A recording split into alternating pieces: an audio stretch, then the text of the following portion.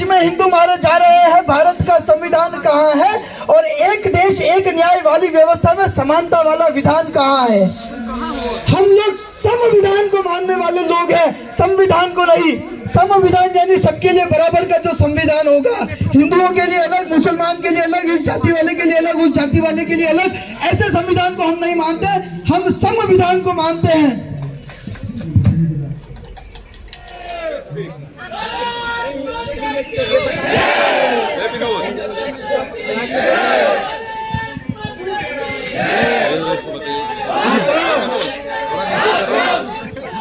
विरोधी एक मीडिया वाले ने कहा कि क्या सुरेश चौहान के सच में इस सर्दी में इस कार्यक्रम में आएंगे? महाराष्ट्र में इतने बड़े बड़े कार्यक्रम हो रहे हैं।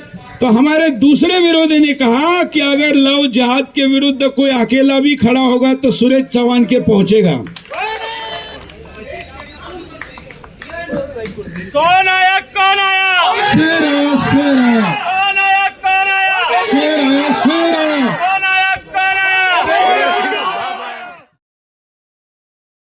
देखो देखो कौन भाई सामने, देखो भाई सामने, देखो देखो कौन आया? देखो देखो कौन आया? भारत माता की वंदे वंदे।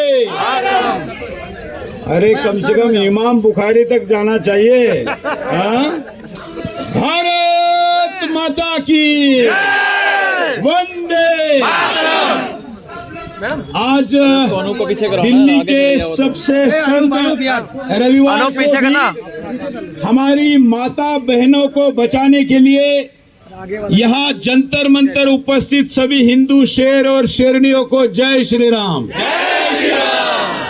जब मुझे ये कहा गया कि 8 जनवरी को जंतर मंतर पर सुबह आना है, तो मैंने कहा दिल्ली में इतनी सर्दी है और ऐसे में लोग आएंगे क्या?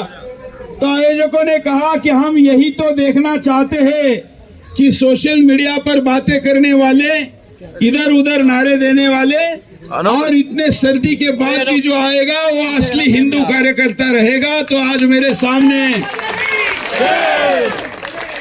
मित्रों, आज हिंदू संगठनों का महाकुंभ ये बताया गया कि आने वाले दिनों में रामलीला मैदान पर कार्यक्रम करना है और उसके पहले हिंदू संगठनों को एकत्र आकर ये कार्यक्रम करना है। तो मैंने कहा मैं अवश्य आऊंगा।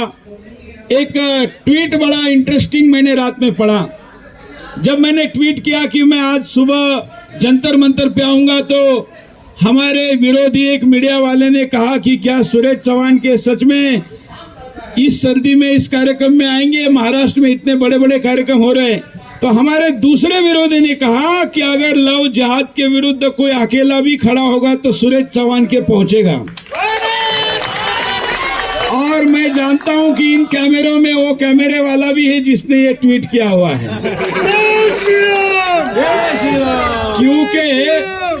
क्योंकि कपिल सिब्बल जी ने कहा है कि अगर मेरा कहीं पर भाषण है तो उसका वीडियो और ट्रांसक्रिप्ट बनाकर मुझे दे दो, क्योंकि कल सर्वोच्च न्यायालय में देना है। लेकिन हमारी बहनों को बचाने के लिए एक सर्वोच्च न्यायालय तो क्या, हिंदुस्तान के सारे हाई कोर्ट तो क्या, 65,000 पुलिस स्टेशनों में FIR होगा तो हमारे बहनों के लिए बोलने के लिए मैं वहां जाऊंगा। ये मुद्दा हमारी बहनों के, माताओं के, बेटियों के इज्जत का है। केवल हम कानून की मांग कर रहे हैं, लेकिन हमको अपनी बहनों को भी समझाना है कि आखिर आप आपको जन्म देने वाले माता पिता को, अपनी बहन को, अपने भाई को छोड़कर कोई जुम्मे के जुम्मे नहाने वाले के पास जा कैसे रही है? ये भी बताइए कि हमारे संस्कार कहाँ कम हो गए? माना कि षड्यंत्र हो रहे हैं, माना कि फंसाया जा रहा है, लेकिन हमें भी अपने बहनों को ये समझाना जरूरी है कि वो कहाँ जा रही है, उनका भवितव्य क्या है। आज आपके पास में आऊं इसके पहले 3 केसेस सुदर्शन में आज सुबह से लव जिहाद की आ चुकी है। प्रतिदिन 65 के आसपास केसेस आती है चैनल में, जिसमें वॉक इन 15 लोग होते हैं, 50 एक फोन से आती है। आज सुदर्शन तक प्रतिदिन पहुंचने वाली यह संख्या है। तो जो नॉन हिंदी भाषा में होता होगा, जो हम तक नहीं पहुंच पाते होंगे, उनके केसेस कितने होंगे? इतनी गंभीर मुद्दा, और उस मुद्दे पर लोग राजनीति करते हैं। हमें इस पर राष्ट्र नीति करनी है, धर्म नीति करनी है। और आज इसलिए विभिन्न हिंदू संगठनों के जो भाई बहन आज के इस कार्यक्रम में हैं, मेरा उनसे यह आग्रह है कि हम इस लड़ाई में संस्कारों के तरफ भी जोर दें। हम अपने कॉलेजेस में, महाविद्यालयों में, यूनिवर्सिटीज में, सार्वजनिक स्थानों पर आखिर लव जिहाद में कैसे फंसाया जाता है, इसकी भी जानकारी सार्वजनिक करें, बताएं कि क्या क्या होता है। और उससे भी ज्यादा आपको यह बताना आवश्यक है कि अब तक हुए लव जिहाद के केसेस में सक्सेस रेशो क्या है और विफलता का रेशो क्या है। तो आप देखेंगे कि ज्यादातर नहीं, 99% से ज्यादा केसेस फेल ही हैं। और उन सब केसों को तय करके षड्यंत्र पूर्वक किया जा रहा है। ये केवल हिंदुस्तान में, केवल दिल्ली में नहीं हो रहा है, ये विदेशों में भी हो रहा है।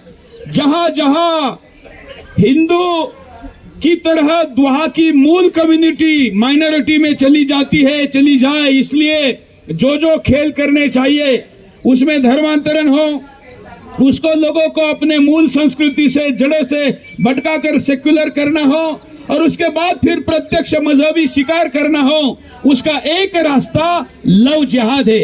ये केवल मैं नहीं कह रहा हूं, इस वर्ष जो बीता वर्ष है 2022 का, उसमें विश्व में 156 देशों में चुनाव हुए, 156। उसमें से 123 देशों में वहां के किसी ना किसी राजनीतिक दल ने अपने यहाँ पर लव जिहाद के मुद्दे को अपने चुनावी एजेंडा बनाया था। 123, जिसमें हमारे बगल में हमारा ही भाई, छोटा भाई नेपाल भी है। और मैं आज आपको खुशखबरी देता हूं कि इस बार नेपाल के संसद में जीतकर आने वाले सभी के सभी 100% हिंदू है। हमने वहां कैंपेन चलाया कि आप किसी भी दल में रहो, किसी भी दल में रहो, लेकिन हिंदू रहो। वहां के वामपंथी माओवादियों के भी ध्यान में आ गया कि हम यूरोप के शिकार हो गए, चर्च के शिकार हो गए, लेकिन वहां जाग गए। तो हम हिंदुस्तान के नेताओं को क्यों नहीं कहते? यहां पर भी ठीक है, राजनीतिक विरोध होगा, अलग अलग दलों में होंगे, लेकिन दल कोई भी हो आपका, लेकिन आपका धर्म क्या होना चाहिए? हिंदू धर्म में जिसमें आप है उसमें रहना चाहिए। मुसलमान किसी भी दल में जाता है तो भी क्या रहता है? मुसलमान रहता है। तो हिंदू जिस दल में जाता है वहां अपना धर्म क्यों छोड़ देता है? इसलिए अपने घरों में संस्कार, नेताओं को पार्टी की राजनीति करने के बजाय धर्म नीति, राष्ट्र नीति, इन मुद्दों का आग्रह के बाद हमको इस मुद्दे पर कानून के लिए लड़ाई लड़नी है। हम दिल्ली में अगर बिजली महंगी हो जाए, कई देश में प्याज महंगा हो जाए, तो लोग सड़क पर आते हैं कि नहीं? आंदोलन करते हैं। प्याज महंगा हो जाए तो भी, प्याज महंगा हो जाए तो चंद पैसे बचाने के लिए लोग अगर सड़क पर आ सकते हैं, तो लोग बहन बेटी बचाने के लिए आ सकते हैं क्या नहीं? आ सकते। लेकिन बहन बेटी कितनी खतरे में है ये उनको पता ही नहीं है। तो उन तक ये लेकर जाना है पहला काम कि क्या आंकड़े हैं, क्या स्थिति है भारत देश के अन्य हिस्सों में, यहाँ लड़कियों के साथ क्या हो रहा है, कैसे उनको लव के नाम पर फंसाकर वेश्यावृत्ति करवाई जा रही है। और अब तो छोटी बात रह गई वो भी उनके लिए, अब तो टुकड़े किए जा रहे, 35 टुकड़े किए जा रहे। और ये केवल कोई आफ्ताब की एक घटना दिल्ली में नहीं घटी है, अभी देश में ऐसी घटनाएं लगातार रिपोर्ट हो रही है। इतने सारे मीडिया के मित्र खड़े हैं, भले हो किसी भी मीडिया हाउस से होंगे, हमसे सहमत नहीं होंगे, लेकिन आंकड़े से मुंह नहीं मोड़ सकते, ये फैक्ट है। और इसलिए उस कानून के लिए, कानून तो लाना हिंदुस्तान की सरकार ने।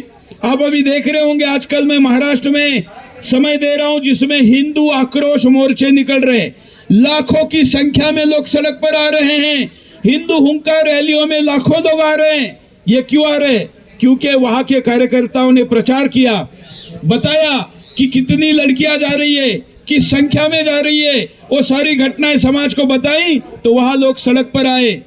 मानिए कि दिल्ली में विनोद बहुत बार कहता है यहाँ के लोगों को फ्री बिजली पानी चाहिए और कुछ नहीं चाहिए। ऐसा नहीं है, ये ठीक है कि वो उनको चाहिए, लेकिन बहन बचाने के लिए, बेटी बचाने के लिए दिल्ली का हिंदू भी सड़क पर आ सकता है, उसको लाना होगा, यह हमारा कर्तव्य है।